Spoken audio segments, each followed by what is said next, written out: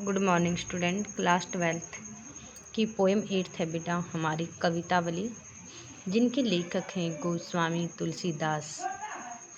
आज हम गोस्वामी तुलसीदास जी का पहले जीवन परिचय करते हैं।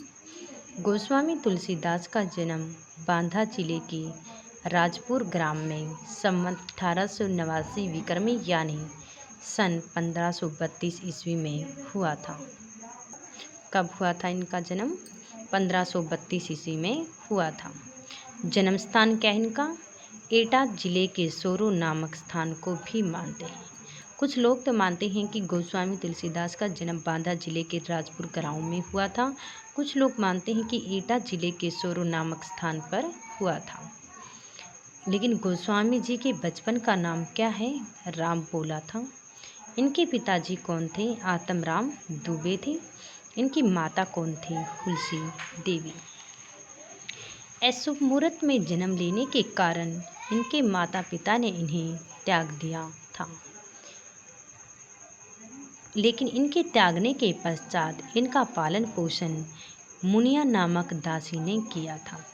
लेकिन जब ये 3 वर्ष के थे, उस समय 3 वर्ष की अवस्था के बाद में मुनिया का भी देहांत हो जाता है। फिर इसके बाद में लेकिन इनकी मृत्यु के बाद बाबा नरहरिदास ने इनको अपने आश्रम में रख लिया था। यानी कि इसके बाद में क्या था, मुनिया की भी मृत्यु हो गई थी जब ये 3 वर्ष के थे। उसके बाद बाबा नरहरिदास ने इसको अपने आश्रम में रखा, वहाँ इसका पालन पोषण किया था और इसको पढ़ाया लिखाया था। गुरु ने इनका नाम क्या रखा था? तुलसी। गुरुजी ने इनका नाम तुलसी रखा था। काशी के शिक्षा गुरु से स्नातक विद्वानों ने इनको वेद पुराणों का भी ज्ञान करवाया था। यानी कि इनके शिक्षा गुरु कौन माने जाते हैं? से स्नातक माने जाते हैं। और इन्होंने क्या किया था? 4 जो वेद होते हैं हमारे, ऋग्वेद, यजुर्वेद, अथर्ववेद और सामवेद, इनका और साथ में पुराणों का भी ज्ञान इनको करवाया था। इनका विवाह किसके साथ हुआ था? दीनबंधु पाठक की कन्या रत्नावली से इनका विवाह हो गया था। किससे? रत्नावली से इनका विवाह हो गया था। दीनबंधु पाठक की कन्या रत्नावली से इनका विवाह हुआ था। इनका जन्म ज़्यादातर काशी, अयोध्या, चित्रकूट में सबसे ज़्यादा व्यतीत हुआ था। मृत्यु इनकी कब हुई थी? 80 घाट पर संवत 1680 विक्रमी यानी 1923 ईस्वी में हुआ था। कब मानी जाती है? 1623 ईस्वी में मानी जाती है। इनकी मृत्यु के संबंध में दोहा प्रसिद्ध है। कौन सा दोहा सबसे प्रसिद्ध माना जाता है? संवत 1680 80 गंगते तीर, श्रावण शुक्ल सप्तमी, तुलसी तज्जूं सरी। ये दोहा सबसे प्रसिद्ध माना गया है। उसके बाद में इनकी रचनाएं हैं। तुलसी के नाम से लिखे ग्रंथों की संख्या 37 बताई जाती है। कितनी बताई जाती है? 37। लेकिन इनमें से 12 जो ग्रंथ होते हैं वो ही प्रमाणिक माने जाते हैं। रामचरितमानस की रचना किस भाषा में हुई थी? अवधी भाषा में हुई थी। इसमें मुख्य छंद को ज़्यादातर कौन सा माना जाता है? चौपाई छंद माना जाता है। रामचरितमानस का समय काल कितना था? 2 वर्ष 7 माह था, यानी कि 7 महीने। इसके साथ में विनय पत्रिका, गीतावली, जानकी मंगल, गीतावली, कृष्ण गीतावली, ये सभी क्या हमारी ब्रज भाषा में ही है। इसके बाद में इनकी साहित्यिक विशेषताएं हैं। इनका साहित्य लोक मंगल की भावना से परिपूर्ण है। और इसके बाद में इनकी प्रमुख विशेषताएं हैं। नंबर 1 राम का स्वरूप। तुलसी के काव्य का आदर्श कौन माना जाता है? राम को ही माना जाता है। उन्होंने अपने काव्य में राम को विष्णु का अवतार मानकर उनके निर्गुण और सगुण दोनों रूपों की आराधना भी की है। उन्होंने किसका स्वरूप माना? साथ में अपने काव्य अवतार मानकर उनके निर्गुण और सगुण दोनों रूपों का स्वरूप माना है। इसके बाद में लोकमंगल की भावना। लोकमंगल के तुलसी जी के सच्चे लोकनायक कौन माने जाते हैं? राम को ही मानते हैं। तुलसी सच्चे लोक मानते हैं। उनकी समस्त भक्ति भावना लोक कल्याण की भावना पर ही टिकी हुई है। किसकी? तुलसीदास की भक्ति भावना किसकी? समाज यानी कि लोगों के कल्याण की भावना पर। इनका समस्त काव्य आदर्श समाज की स्थापना का संदेश देता है। इसके बाद में इनकी भक्ति भावना, उन्होंने रामानुजाचार्य के सिद्धांत को अपनी भक्ति का आधार भी बनाया है। किसको? रामानुजाचार्य को अपनी भक्ति का आधार बनाया था।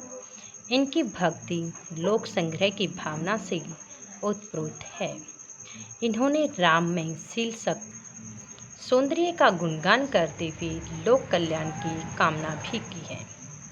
प्रकृति चित्रण, इन्होंने पंचवटी, चित्रकूट, वन, नदी, पर्वत, पशु पक्षी आदि का चित्रण भी इन्होंने किया है। प्रकृति के आलंबन रूप का सुंदर एवं सजीव चित्रण भी किया गया है।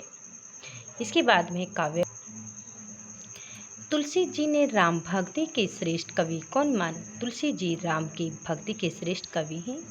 इन्होंने गीति, प्रबंधक एवं मुक्तक काव्यों का प्रयोग भी किया है। रामचरितमानस हिंदी साहित्य का श्रेष्ठ प्रबंध काव्य भी है। इसी प्रकार गीतावली, कवितावली श्रेष्ठ ग्रंथ भी माने जाते हैं। पार्वती मंगल, जानकी मंगल इनके मुक्त काव्य खंड भी हैं। इसके बाद में इनकी भाषा शैली, इन्होंने अपने साहित्य में अवधी व ब्रिज दोनों भाषाओं का प्रयोग भी किया है। अवधी भाषा भी है, ब्रज भाषा भी है, संस्कृत के तत्सम तद्भव शब्द भी हैं।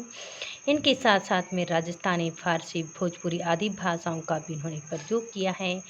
इनमें उपमा, रूपक, उत्प्रेक्षा आदि अलंकार हैं। दोहा, चौपाई, काव्य, सेव्या छंदों का भी प्रयोग किया गया है, लेकिन सबसे ज़्यादा किसका माना जाता है? चौपाई छंद को माना जाता है।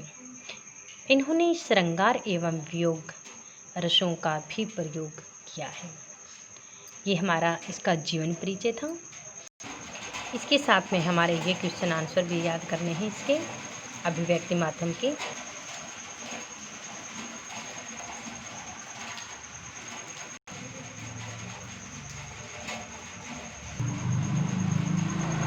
यानी कि ये हमारे 75 तक हैं। ऑल इंडिया रेडियो की स्थापना कब हुई थी? 1936 ईस्वी में हुई थी। कहानी का केंद्र बिंदु किसको माना जाता है? कथानक को ही माना जाता है। साथ में ये निबंध है हमारा इम्तिहान के दिन यानी कि परीक्षा के दिन पर सार आता है हमारा 6 नंबर का। बड़े बड़े भी कांपते हैं, यानी कि परीक्षा के दिनों में जब बोर्ड की परीक्षाएं होती हैं उस समय यानी कि जो सब क्लास में होशियार बच्चे होते हैं, इंटेलिजेंट जो बच्चे होते हैं, उनको भी डर लगने लगता है थोड़ा बहुत। तो कहते बड़े बड़े कांपते हैं। इम्तिहान के नाम से इम्तिहान छोटो हो या बड़ा हो, पर यह डराता सभी को ही है। पिछले वर्ष जब 10वीं की बोर्ड परीक्षा हमें देनी थी, तब सारा वर्ष स्कूल में हमें बोर्ड परीक्षा नाम से डराया जाता था। सभी कहते कि स्कूलों के अंदर तो बच्चों को ऐसे ही पास कर दिया जाता है, लेकिन बोर्ड की परीक्षा में ही तुम्हें पता चलेगा कि तुम्हारे कितने अच्छे नंबर आए हैं। तो उसमें कहते कि जब हमें पढ़ाया जाता था उस समय हमेशा बोर्ड परीक्षा का नाम लेकर ही टीचर हमारे डराते थे। घर पर भी क्या करते थे, सभी मम्मी पापा, बड़े भाई बहन भी हमें इसी नाम से धमकाया जाता था। मन ही मन इनके नाम से भी डरा करते थे कि पता नहीं इस बार इम्तिहान में क्या होगा। और साथ ही भी पता करते थे पता नहीं कैसा पेपर आएगा, कठिन आएगा या आसान आएगा, हम कर भी पाएंगे, हमारी कितनी परसेंटेज आएगी, कितनी नहीं आएगी। इस नाम से भी हमें बहुत अधिक डर लगता था। बार बार टेस्ट दे देकर तैयारी भी हम करते थे। इम्तिहान के नाम से भी डर लगता था। जिस दिन इम्तिहान का दिन था उससे पहली रात मुझे बिल्कुल नींद नहीं आई। यानी कि जिस दिन मेरा पेपर था उससे पहले दिन मुझे नींद भी नहीं आ रही थी कि किस सब्जेक्ट का पेपर है और कैसा होगा। पहला पेपर हिंदी का था। विषय पर मेरी अच्छी पकड़ भी थी।